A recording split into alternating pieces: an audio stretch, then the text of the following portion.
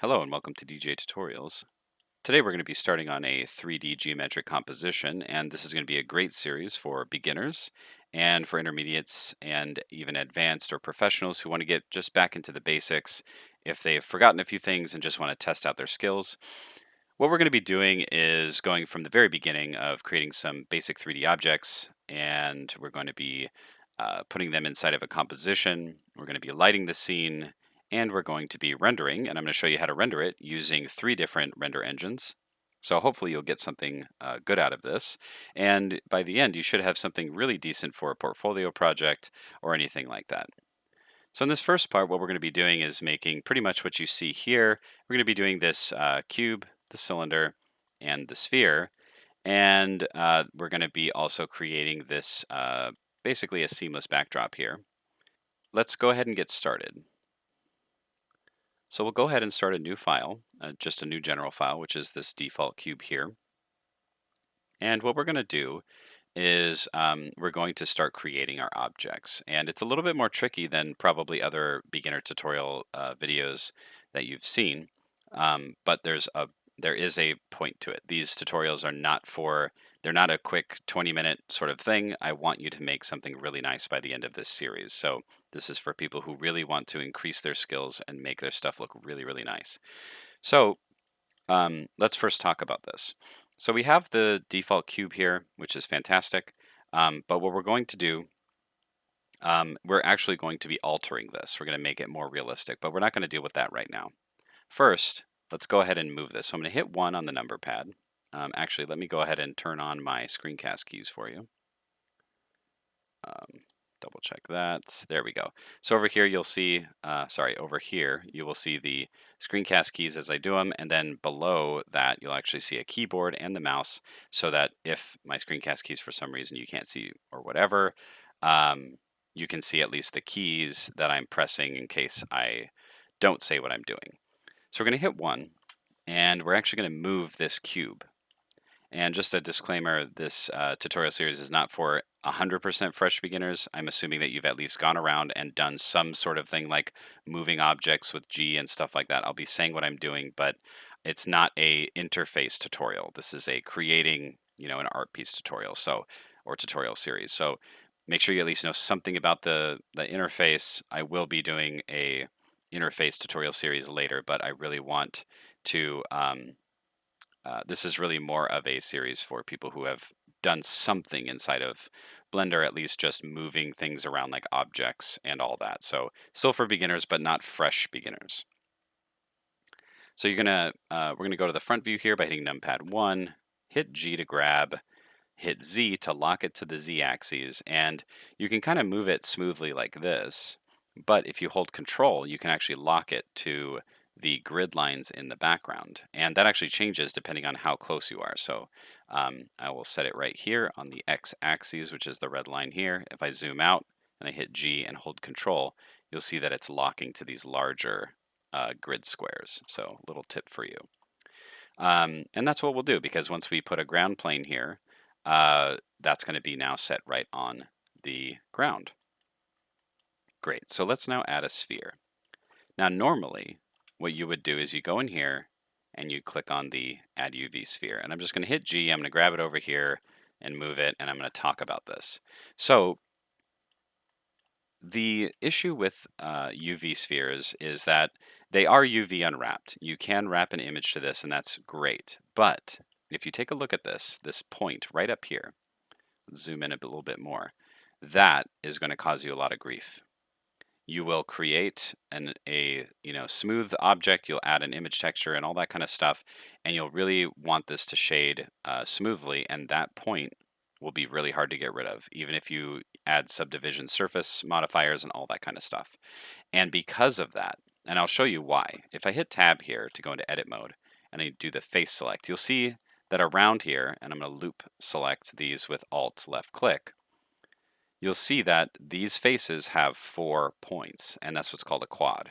This has 3 points, which is called a triangle, okay? This point here, all these faces going to a point actually leads to shading issues. And you can't even see this sometimes with certain things that help, like mat cap and stuff like that.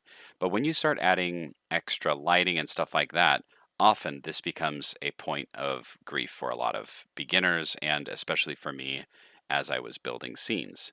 So, um, if you want to continue doing this tutorial with a UV sphere, I guess that's okay, but I'm going to recommend you don't.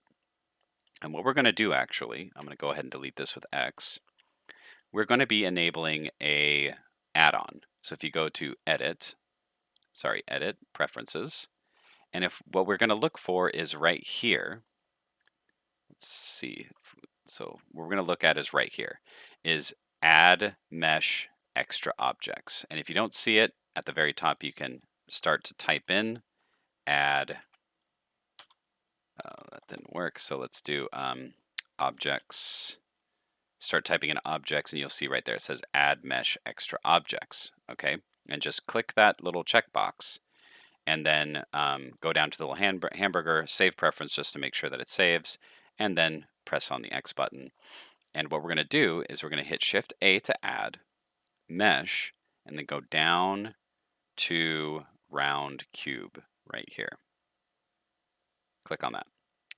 And what this is, if I hit 1 and I move it, it's actually a cube that has been subdivided. So if I take this cube here and I add a modifier, don't do this, I'm just showing you. If I add subdivision, you can see that now I'm getting basically the same thing here. So it's just a cube that's been subdivided, okay? But it's really nice to have that, that add-on so that you can just quickly add it into your scene. And you'll see here, when we look at it closely, it's all quad based. There are no non-quad based faces on this sphere, which is going to help us greatly when we start to shade this and light it, because you won't have that weird point on the north and south poles of your object. So now we have this object. What we want to do is we don't want this to look like this flat shading here. We want it to be smooth. So if we right click on it, click Shade Smooth, great, now it's smooth. But we're not really ready to move on yet, because if we look at what's called the silhouette here, at all these edges, this is going to be visible in our render. We're going to see this on the edge, and we're also going to see when shadows are cast, if they're sharp enough, you will see these angle changes in your object. So what we want to do is make this nice and smooth and also fix this issue with the edges. So what we're going to do is we're going to do this two ways. I'm going to show you how to do it manually, and I'm going to show you how to do it with a hotkey. So if you go over here to the modifier properties, which looks like a little wrench, or if you're European, I think they call this a spanner. So if you click on that, go to add modifier, and then we're going to go down to subdivision surface. Left click on that, and now it's more smooth. We can still see with only, if we look at some of this stuff over here, I'll just explain what this is. This is what is going to be rendered. So it's going to subdivide it twice. But in the viewport, which is here, we're only seeing it once. So if we want this viewport to match our render, all we have to do is make this part the same. So I'm going to click this arrow here, and that is going to be what renders. So this looks fine just with 2, and we're going to leave it at that right now. The next thing we're going to do is we're going to be adding a cylinder. So if we hit Shift A to add mesh cylinder, we've added our cylinder here. And I'm going to hit 1, and I'm going to hit G for grab, Z to lock it on the Z axis, hold Control, move the mouse up, and then move it over on the X axis by hitting G and then X to lock it. Now, if I zoom in on this with period, and I look at this, let's just talk about the shape here. On the top, you have what's called an n-gon. And n-gons are basically anything that's not a quad base or a triangle. So it has a number of polygons, basically polygonal points here, and it just turns into one face, which is actually going to work okay for what we're doing. So that's fine. But if we look at, the sides here, we can see that these are all quads, and then on the bottom, there's another face here that's an n-gon. It's fine. We're going to deal with this as it is.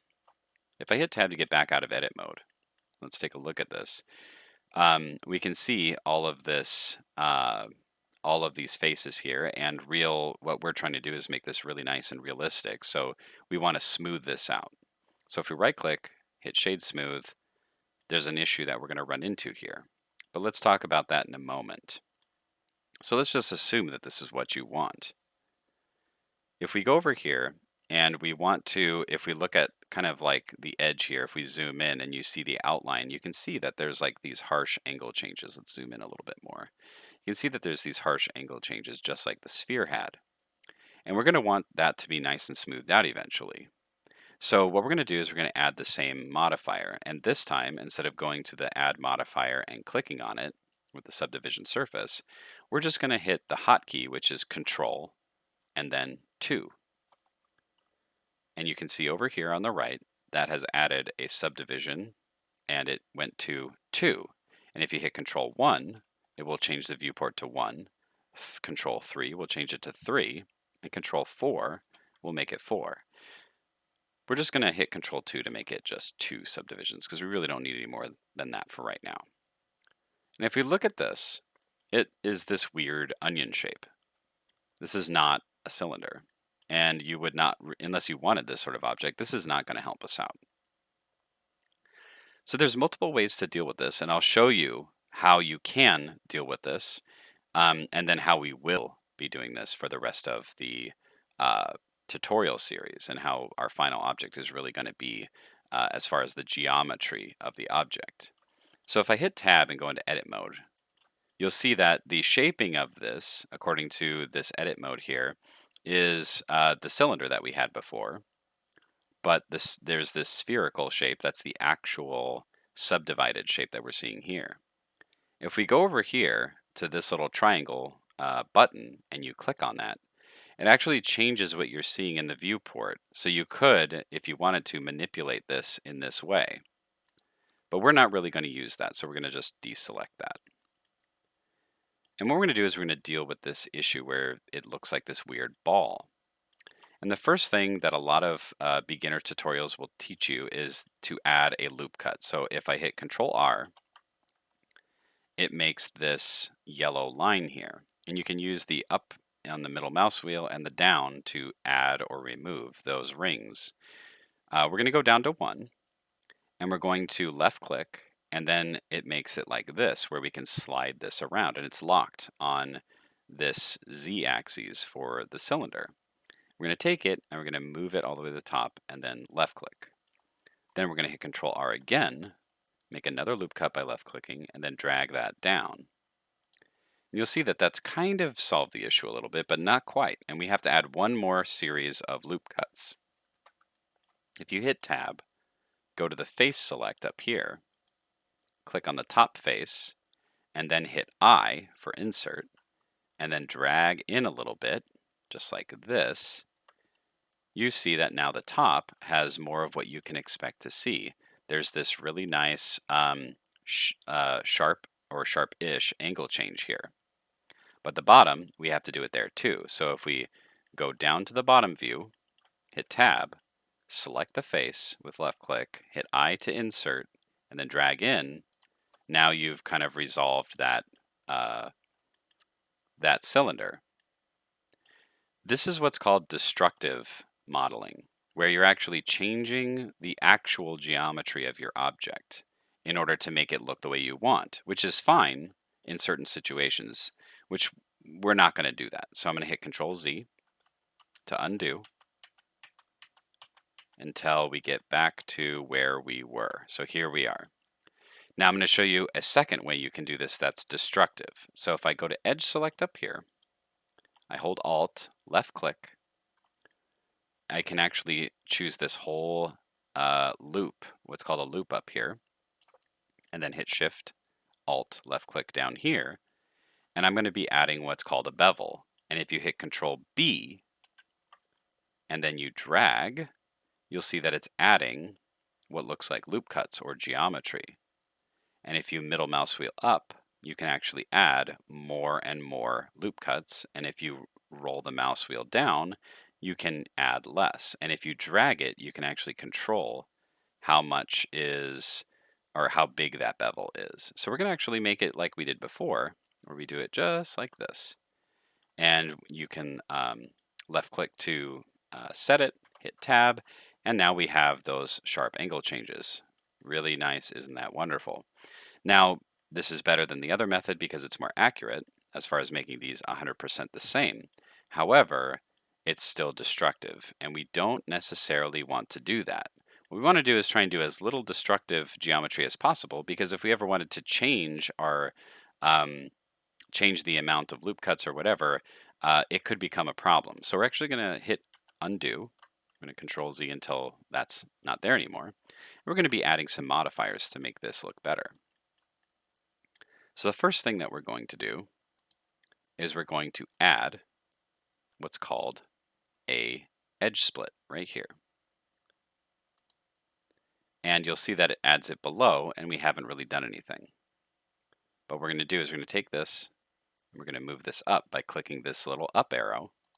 And now you have a flat and then a rounded area here without us having to do any of that extra destructive work on our cylinder. So before we actually go into adding that beveled edge that I was showing you, or what's kind of added when you add the loop cuts, I'm actually going to talk about just the realism in objects. In real life, if we're trying to make a realistic object here, in real life, there are no sharp edges like this. There are no 100% 90-degree edges that are this sharp, or any kind of thing that is this sharp. At least as far as I know, it doesn't exist. Everything has some kind of rounding. It's never 100% like this. And so in order to make our objects match more of what we see in reality to trick the eye better, we're going to be adding a little bit more detail to these than what's currently being seen here. So let's start with the cube, since we haven't really done anything with this one yet. So let's left click on that. We're going to hit the period button on our numpad, and then we're going to go over here to add a modifier. Left click on this and go down to bevel. And when we add that, you can see that it's added some geometry to our object without us actually going into it and adding anything.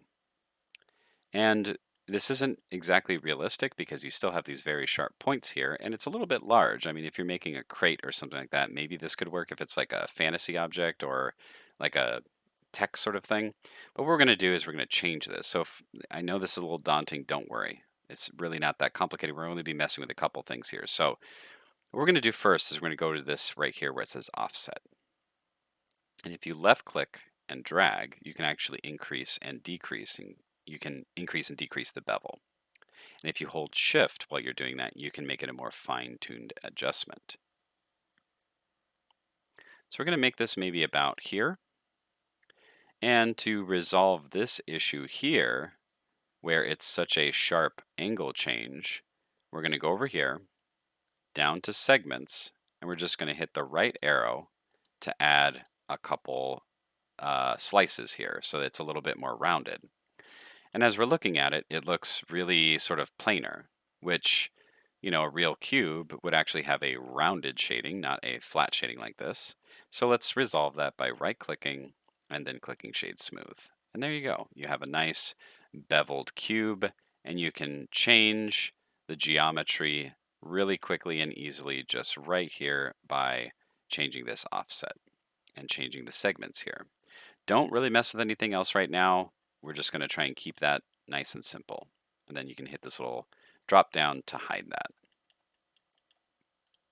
Let's now take a look at this cylinder. So with the cylinder, we have to actually do different things. So hopefully you didn't jump ahead and just add a bevel here. And I'll show you what the issues are.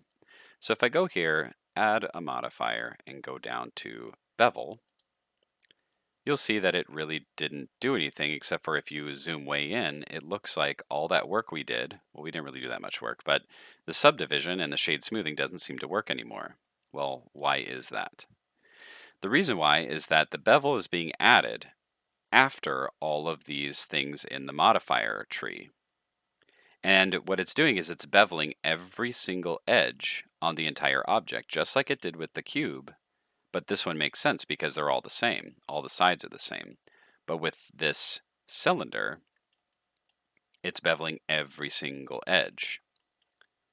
And what we want to do is just do this top and bottom so that we can control how beveled this cylinder is. And first, what we're going to do is we're actually going to move this bevel up on the tree here. We're going to click it up once here, and then we're going to put it up here uh,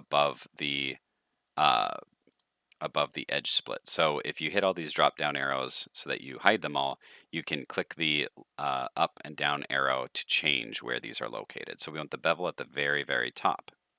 And even when we put it at the top, you can see that it still has every edge is being beveled. So let's fix that. Go into edit mode by hitting tab. Alt A to deselect everything. Make sure that you have edge select selected right up here. Hold Alt and left click this line and make sure that you're in between these, because if you left click here, you're just going to grab this one. So left click right here. Let's go down here and shift Alt left click the bottom so that we can grab both of those edge loops. And then we're going to go up to your properties up here, and we're going to go to item. Now, if that's not visible, hit N, or you can click on this little arrow here. And what we're going to do is make sure that you're on item and make sure that transform is open. And you're going to add right here under edges data, mean bevel weight. And you're going to left click and drag it to the right so that it's a 1. Make sure you're not here. This is not what you want. You want edges data, okay? So you'll see that it turned blue, and that means that now the computer or the program is telling this cylinder to do something. And what it is when we go over here to bevel and we change right down here where it says limit method, none, you're going to left click on weight. And now it's only adding the bevel to the top and bottom. Fantastic. That's exactly what we wanted. And we didn't even have to add like edge loops or loop cuts or anything to this whole thing. No bevels, no nothing like that, because the bevel is added here. So we can now do the same thing as we did before, and we can change the offset just like this, left clicking and dragging and holding shift to make it a more fine-tuned selection. And we're going to put it right about there. And let's up the segments to, let's do 4, just like we did the cube. And now we have a cylinder that looks better than it did before. It looks more realistic because it has this change of angle here with a flat shading, or a more flatter shaded edge here with a sharp change. We have a rounded transition here, and you can make that as sharp or as rounded as you want, and even change it later after you add materials. And overall, these are just a much more realistic look to our main geometric objects. So after we've added these modifiers, what we're going to do is we're going to go up here and we're actually going to make some collections to house our objects in, which will help us out later when we start doing things. So let's shift left click to select all of these. We're not actually going to do it up here, we're going to do it here. Make sure that these are all selected. Hit M, which will move it to a new collection, or at least move to a collection. And we'll click this right here that says New Collection. If you mouse out of this box, it will go away, which is kind of irritating. So M, New Collection. And we're going to name this Objects. OK. Hit Enter and then hit OK. And now up here in our scene collection tree, you can see that now we have objects that we can turn on and off as we want. So the next thing we're going to do here is we're going to make a seamless background, or a somewhat seamless background. I like the edge look, the edge sort of like rounded look of a two-walled sort of seamless background. Some people just do the ramped background, but we're gonna do the one that I like, just because it's my tutorial, I guess. So hit Shift A, and we're gonna add a cube here. And what we want is we just want kind of like one half. We want this, this, and this to be visible, and we're going to do some changes to that. So we're going to delete some of these faces here. So if you hit Tab, go up here to Face Select, left click the top, Shift left click this side, Shift shift left click this side here, hit X, and you're going to delete faces. And now we have this. Okay. Next thing we're going to do, I'm going to hit tab to go into object mode. We want all of this to be rounded. And how can you round an object? Well, Control 2 will add a subsurf, which will then make it look like this. Which this may work. I'm going to actually increase this to 3 for the viewport. But let's make sure that we increase the render as well when we do that. Because if you rendered and you don't have this equal to the viewport, you're going to be seeing something with more subdivisions than what will actually be rendered. So just make sure you check that. We'll right click, shade smooth, and now we have something more like this. And to kind of get a more realistic look on how this might be rendered and how the shading might be, we're going to turn on what's called matte cap. So if you go up here, right next to all of these, which actually change the rendering modes, we're going to click this drop down here. Oh, it looks like I already had that on. And you're going to go over to matte cap. And then you'll left click this sphere here. And we're going to change this to this metallic one. These are all different types of ones that you can use to show different things. And the ones that I find work well for what we're doing is this shiny sphere here, this red one, and this metallic one here. So we're going to left click on that. And it kind of shows us how this the light might bounce off of this object. So we're going to name these now. We're going to name this object. So we're going to go up here, right click, and actually I think you could, we double click on that. And we're just going to name this backdrop, or you can call it background or whatever. So backdrop, enter. And we're going to hit 1 so we can kind of view this from the front. But it looks like it's, sideways. If we move over to if we hit 3 here to look at the side, and move this, you can see that we are looking at the side. It's just kind of funky to see this thing. So to make that better, hold Z, go to wireframe, and we can kind of see the outline of the object to help us out with what we're going to do next. So hit G, Z, hold Control to lock it into the grid. We're going to get it so that it's above, or at least on this this red line here, which is the x-axis.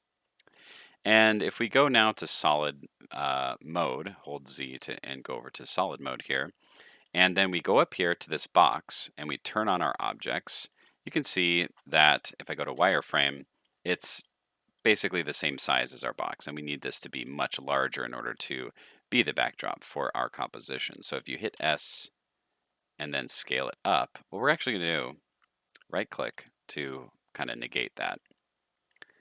Or Control Z if you already did that. We're going to do something that's a little bit more advanced, but I want you to see how this works.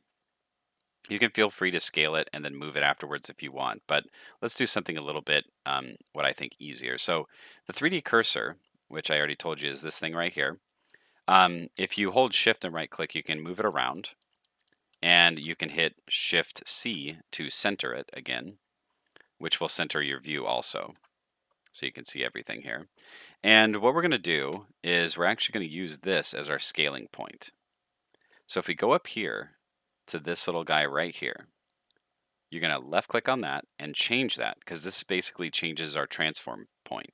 The transform or pivot point will always be your object point, the anchor point for your object here, just naturally. So see how it scales there.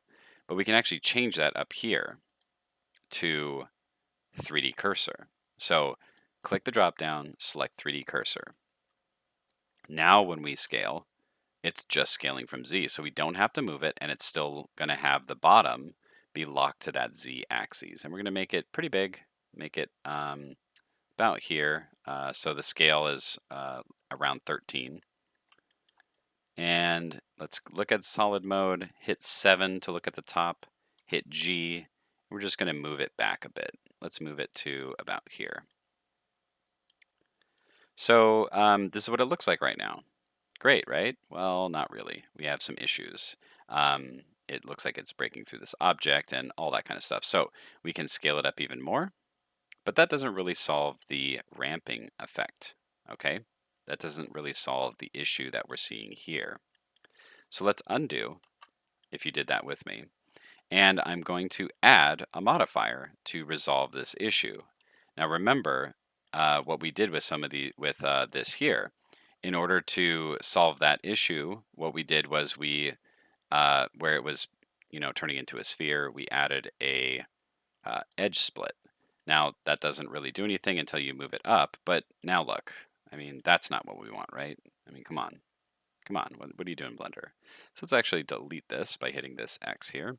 What we're going to do is we're going to add a bevel, because the bevel will help us control how this is actually rounding without us needing to add anything to it like geometry. So if I go over here to add modifier, bevel, and it appears, here, so let's move this up. There we go. And so yeah, click click this up arrow here to put it above the subdivision. And now you can see that if I look here, it's still kind of bleeding through, but it's more controlled. So if we click the down arrow for the bevel, we can actually control this and maybe put it about here. Then we're going to scale it up to about, let's do about here, and then hit G, Z, and then hold Shift. Let's actually right click to undo that. Hit 1. We're going to zoom in a bit here.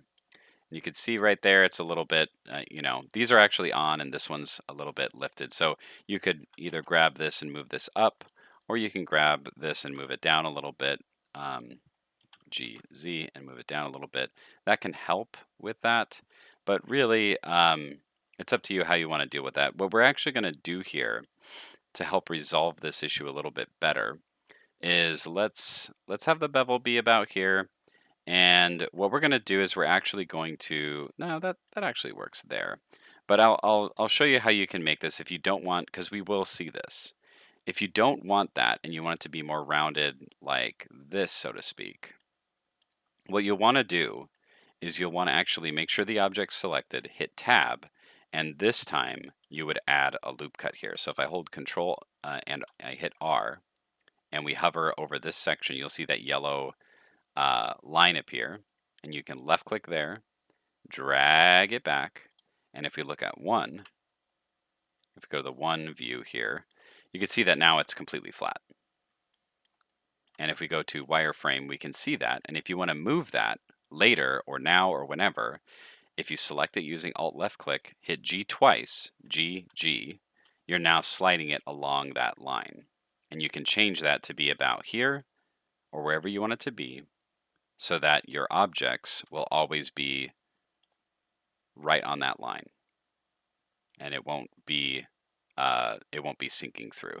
So then, if you want to do this side here, hit Control or hold Control, hit R, make sure that you hover in the area that you want to add it, left click, and then move it to wherever it is that you want to set that. And let's do about here. And there you have your backdrop.